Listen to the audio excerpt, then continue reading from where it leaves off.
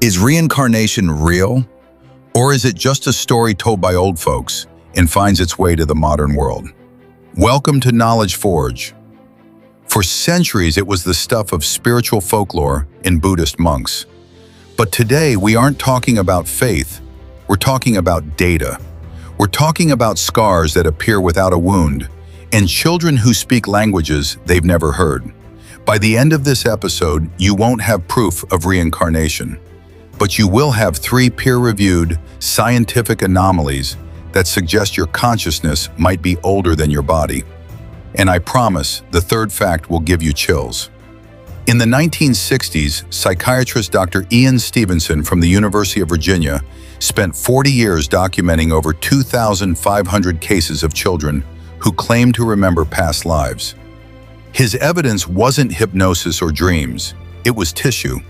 Take the case of a boy in Turkey who remembered being a man shot by a shotgun at close range. The boy was born with a birthmark, a weird, uneven cluster of nevi, exactly where the bullet had allegedly entered the body. But here is where science gets weird. Stevenson found that the accuracy of the birthmark's placement correlated with the medical records of the deceased person.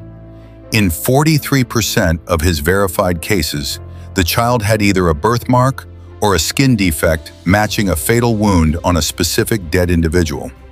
Biology says birthmarks are random vascular clusters. But statistics ask, what are the odds of a random mark matching a specific bullet hole from a stranger who died a decade before you were born? Currently, the University of Virginia's Division of Perceptual Studies is using GIS mapping to overlay birthmarks on autopsy reports. The anomaly remains statistically stubborn. No genetic code can explain a scar you remember getting. Consider a 4-year-old in Sri Lanka who screamed when taken near the ocean. He had never seen a tsunami.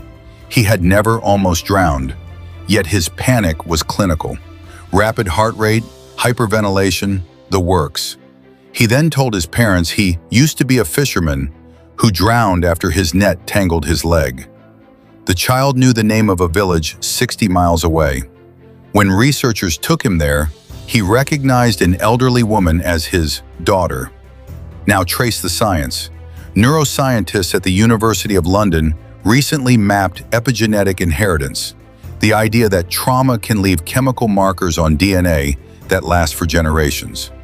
If a gene remembers the starvation of a grandparent, could the structure of the brain remember the panic of drowning in a previous body? We know cells store memory via methylation. We know the heart has its own neural network, a little brain of 40,000 neurons. The question for 2026 isn't, is reincarnation real? The question is, if memory isn't strictly stored in the brain's physical matter, where does it live? And that leads us to the physics problem.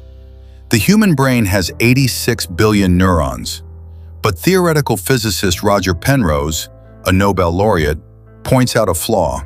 Your brain's microtubules, the structural beams inside your cells, operate at quantum levels.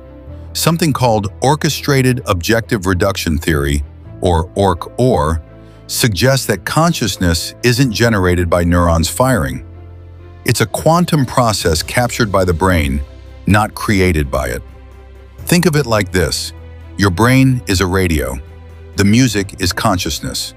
When the radio breaks, does the music die? Or does it just stop playing through that specific speaker? If quantum information is fundamental, woven into the fabric of space-time, then when your body dies, that unique pattern of you doesn't vanish. It just decoheres. And under the right biological conditions, perhaps it binds again. We cannot prove that the little boy in Sri Lanka was a fisherman, but we can prove that science has no current theory that fully explains the accuracy of his memory or the geometry of that birthmark. Reincarnation isn't about ghosts, it's about data transfer. And the data is starting to look suspiciously organized.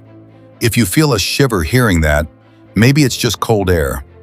Or maybe that's a very old memory trying to surface. Do not let this curiosity fade.